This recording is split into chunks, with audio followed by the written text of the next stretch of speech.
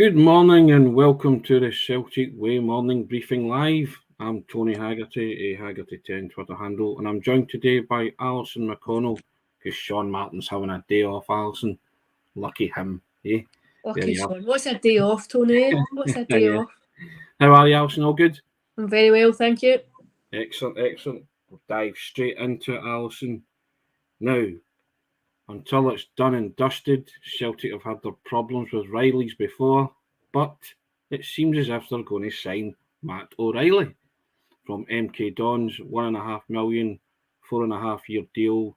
Seemingly he's up in Glasgow for a medical, and the deal to be concluded today. Kind of a box-to-box midfielder, likes a goal, likes an assist. 21-year-old, English-born, but can represent Denmark and Norway.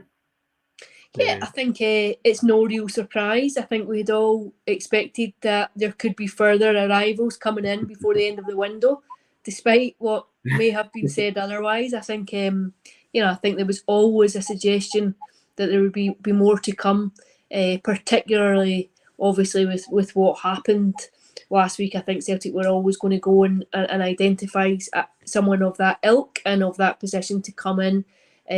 Obviously it's not entirely over the line yet, but I think he fits so much of the criteria just now at the club in terms of his age, his potential, his ability to come in and fit in and play a certain kind of way and subscribe really to the football philosophy of Ange Postecoglou. He kind of ticks a number of boxes.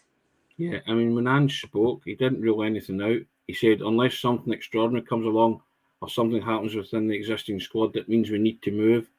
So he's clearly felt the need to move on this one, Alison.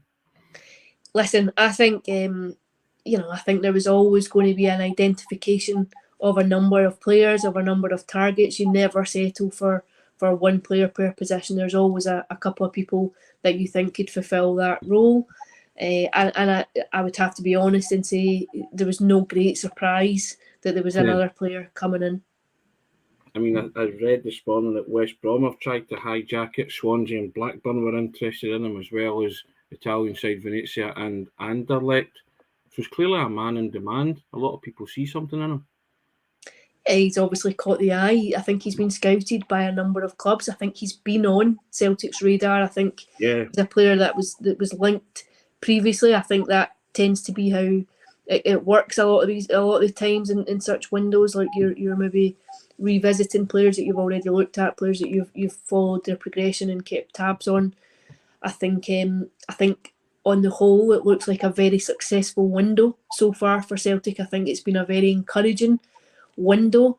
There's still time left. There's still more than a week to go before the window closes. I just wonder if there might be maybe one more, or it may be that there's a few who go out now before it closes. Because it is, we've spoken of before, it is quite a bloated squad now when you look at the numbers and personnel levels. But what I do think has been the most notable factor of this window is that all of a sudden there is genuine depth in terms of quality that has come in. And I think most encouraging would have been the performances on Monday night of Hatate and Maeda, and the manner in which they acclimatised and look like acclimatising very, very quickly to a new culture, to a new team, very much in the same way that Kyogo Furuhashi did too, which I think you can't overestimate how impressive that is. I think it's a huge cultural shift to come in and walk straight into a new team and to make your stamp. And I have to say, I thought Hatate was absolutely exceptional in that first half on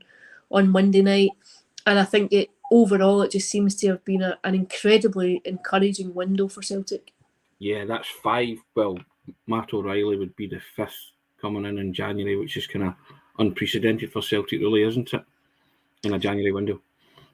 I think what is very difficult to do in a January window is bring in players at this time, and players who you think are capable of going in and making an impact immediately at first team level. I think it can be an incredibly tough window to get it right for various reasons. And I think what has helped Celtic is being able to identify players who wanted to come to the club, players who fit the financial mould. There was no real to and fro in terms of the finances involved. It ticked a number of boxes, and I think what you see are players match fit. They've got a full campaign behind them, having played the J-League campaign, and they're coming in and hitting the ground running almost. And I think that is what's particularly difficult to do in the middle of a season. It's also as well the long-term strategy, Alison, and the planning getting into that there. It's not loan signings. It's not guys that you're handing back after 6 months, whether they're good, bad or indifferent. Celtic are signing players looking ahead. As we've spoken about this before, that Ange clearly now planning for whatever fate befalls them at the end of this season, whether they win the league and go straight into the Champions League group stages or they have to negotiate the qualifiers. He's building a team that's ready for both, isn't he? I think that's a good point. I think at times, I think when you do have too many loan signings, it does lend an element of uncertainty to subsequent campaigns and subsequent seasons. I think it's always there in essence, because I think everyone has their price. And if players are playing well, you always have speculation around them. But I think when you have loan players, there's a perennial question mark over them, as we have seen. I think this window's been dominated by chat about Jota and whether or not he'll sign a permanent deal, and Cameron Carter-Vickers, and whether or not a permanent deal will be negotiated to keep these players at the club, and whether or not they fit into the mould. And I think when you have key players who are loan players, I think it does lend an element of that to it. I think in terms of just having some stability, it's much better to have players who are there on a permanent basis, and you are building a team, and you're forging the spine of a side going forward, not just for the season in front of you, but significantly further ahead, to the extent that you can do that. And I think there'll still be an element of uncertainty over the two players that we spoke about, and we've spoken about it at length on here. I think I've said repeatedly, I don't think Jota will make a decision until the end of the season. I could be wrong. I think, but I think if you were in his shoes, the sensible thing to do would probably be to wait until the end of the season and assess every option that you have available to you. Now, Mark D of Cut Rock comes in and says, sounds like good business. He's talking about Matt O'Reilly. John McConnell comes in. Morning, guys. How are we doing? A lot of competition in the middle of the park now. CSC 67 and that. This has got covered in at number 10 with Rogic. All we need is quality left back, and we are complete. Wouldn't go that far, but John Curry says we still need a decent backup goalkeeper. Hearts get injured, we get snookered. Will we be snookered? And Chill Powell says Ange played a blinder with the interview. That's obviously the one he was talking about, the new signings coming in. And Rab McEwen, morning Rab, he reckons that O'Reilly's got some left peg. Now, I think a lot of Celtic supporters are excited by this signing, Alison, or potential signing, because I've had a look at the clips on the YouTube video, and he does look decent. I think supporters always tend to be excited at a new arrival. I think it's fresh blood, fresh legs, and an opportunity to have a look at someone, what might he bring. But I would take the point there. I think the middle of the park now, all of a sudden Celtic have a huge depth to pick from. When you think of the over-reliance in the first half of the season on Tom Rogic, Callum McGregor and David Turnbull, I think all of a sudden now, when you look at the players who are in there, and you think to like James McCarthy and your Beaton can also deputise there, I think what you have now is a fairly significant pool of players, which is why I do think there might be one or two now at least who maybe go out before the window closes at the end of January. David Bradley comes in and says, we're looking forward to see Ange team for Europe next season. Yeah, that was what I was alluding to there. Frank Brennan comes in, morning Frank, how you doing? I agree with Alison, Jota won't make a decision. Final decision to the end of the season. Yep. And Jill Bell comes back in and says the window has been amazing so far. Real optimism abounding around the Celtic supporters just now, isn't it? It's all positivity. Well, I think when you do business early, I think it encourages that. I think the mood around the club as a whole, I think, has been good. I think bringing in players and looking to be proactive, giving off the vibes of being proactive, is always welcome. And then I think when you see on Monday night, the kind of performance that there was, where you have an impression that these are players who genuinely are ready to come in and make an impression. They have something to offer at first team level immediately. Then I think it encourages that optimism. And obviously too, the big thing is simply results. Winning a game fairly comfortably, strong first half performance, and then of course Rangers slip up at Pittodrie 24 hours later, and all of a sudden the table looks different, the momentum around the league looks different. I think when you're the chasing team, I think sometimes, when you have the opportunity to go and exert a bit of pressure on the leading team, I think what you can see is doubts that start to creep in, and you just wonder how definitive this week may actually be when it comes to reflecting on the title and reflecting the championship, whether or not this week could be one of those weeks that you see as key in what goes on to play out. Andrew Hunt comes in. Morning, Tony and Alison. Great time to be a Celtic fan just now and to keep on the positive trail. Celtic can win the Conference League. That's what we need to aim for, and I believe we can do it. Chill Phil says that. Or Chill Phil, sorry. Maybe he needs to check Chill Phil. Chill Phil, getting a bit ahead of himself there. But, that's the kind of comments that, we're now seeing, Alison. The Celtic supporters are getting excited about what lies in store for the rest of the season. You don't want to look too far ahead. And speaking of looking ahead, the next one's Alloa in the Scottish Cup on Saturday evening. Now, what's your thoughts on that? Do you play a full-strength team, or do you play guys who are maybe in need of some first-team football? Do you do a hybrid of a strong and kind of squad player team? I think it will probably be a hybrid team. I think Ange Postecoglou would probably be wary of underestimating Alloa, of being seen to underestimate Alloa. I think it will, and given the fact that Celtic have only played one game since coming back, I don't think players really need the rest, given the fact they're going into the game in the back of the break. I think what you might want is players eager to play, just to make sure that they're still getting some competitive minutes into their legs. However, I would qualify that by saying that over the next 8 weeks, it is a fairly gruelling schedule. So I do wonder if it might be a fairly strong team which starts the game, with a number of changes then taking place within it, if Celtic have a firm grip of the tie. Bearing in mind, Alison, as well, it's a surface that Celtic traditionally don't like, do they?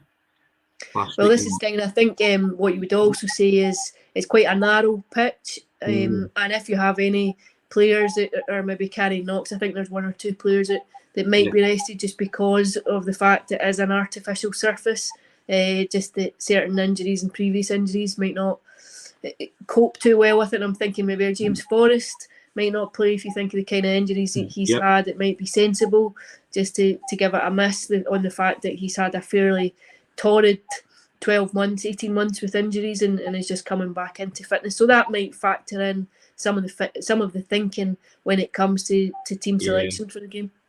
David Bradley says players that need a run. Johnson starts on Scales and Bain as well. Lots of people saying yep, and Tim and on coming in here just flick this up. Ralston, Welsh, Beaton, Scales, McCarthy, Sorrow, Giacomakis, Montgomery, Johnson, Moffat, that's his team. And Mardy of Kirklock, Adams, and expect a big change of players for next game. All the squad players should be good enough to see them off, surely. The hunger should be there.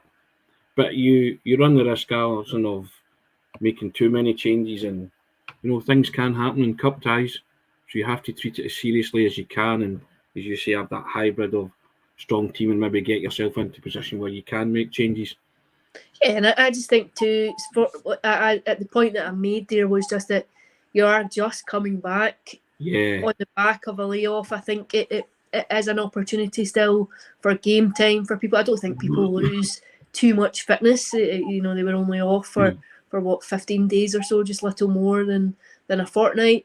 I don't think you lose too much fitness, but what you might find that there are a few players who are eager to play, who want minutes into their legs, and it's just weighing that up with the demands that lie ahead because of the premature nature of the winter break and the rescheduling. It means now, if we think of how congested December was in terms of games, the next 2 months are pretty similar in terms of just midweek games and weekend games. It's fairly intensive.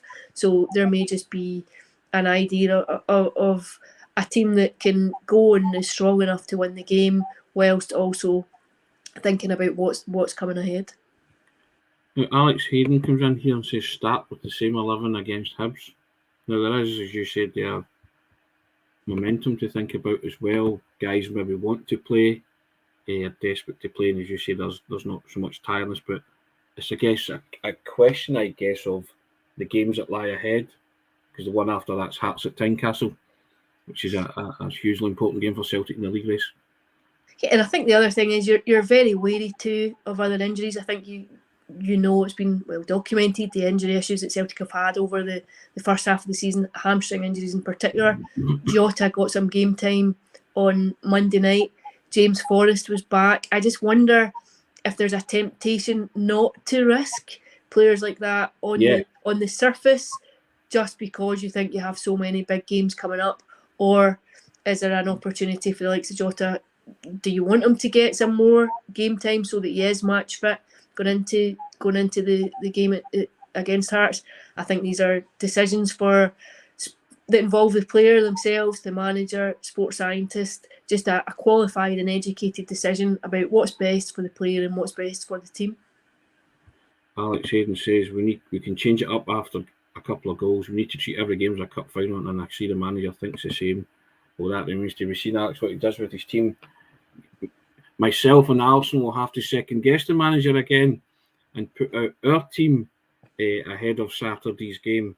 That'll be an onerous task, Alison, for that one. But yes, we'll give it the call. We make the big calls, or we try to anyway, and we try and second guess the manager. But it's MD's guess who will play on Saturday. But it'll be interesting actually, because I was thinking as well that Ideguchi came on. It might be a game where he might want to play Ideguchi from the start. Mm-hmm. Yeah, it might be an opportunity to give him some game time. Mikey Johnson's the other one that I think might get some game time. Anthony Ralston, I think, could consider himself fairly hard done by not to have been in the starting lineup on Monday. I wonder if there'll be scope to bring him back in too. Yeah, indeed. It is an intriguing one, and it's the late one, isn't it? It's 5:30 Saturday, isn't it? It's an evening kick-off on Saturday night, and I think you know what's at stake. I think Celtic obviously want to win every game, but it's all the Scottish Cup's an opportunity to go and progress and make an impact in a tournament that's been, in recent years, it has served Celtic very well. It's a chance to go and show that they're capable of taking the cup back off of St Johnstone. Dom88 comes in. Tony, we need our strong 11. Remember the shock years ago. We can't underestimate Fergie's team. By that he means Barry Ferguson's team, and there is that little subplot that ex-Rangers midfielder Barry Ferguson is the manager of Alloa, and if anyone is capable of rallying his troops, it will be Barry, won't it? Yeah, I'm sure he'll be well prepared. I think he'll enjoy the welcome that he'll get. I think he'll enjoy the reception that he gets. I think he always fed off of that. I'm sure, and of course he would like to mix it a bit if it's possible. But it's a free hit almost for Alloa. There's nothing to lose.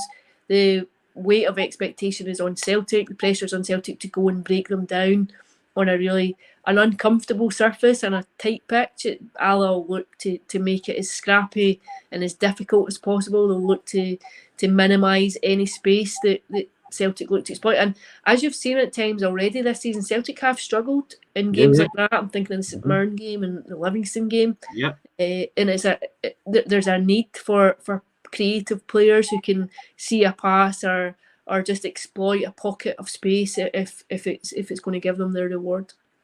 And Les comes down and says, Ange wants to win, and I trust his judgment in whatever team he picks. We tend to agree. Now, ending a positive note, Alison, I like my music. Surely, if O'Reilly signs and he scores, the music has to be Baba O'Reilly by The Who. Just a wonderful tune. Everybody loves that, and they can dance and party to that. You have too much time on your hands. Too much time on my hands, is that what you think? Well, and surely his nickname has to be Baba. It has to be, surely.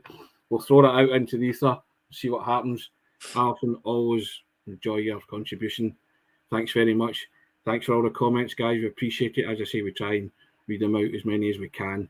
And on that positive Baba O'Reilly note, you're all going to go and listen to it now. I know you are.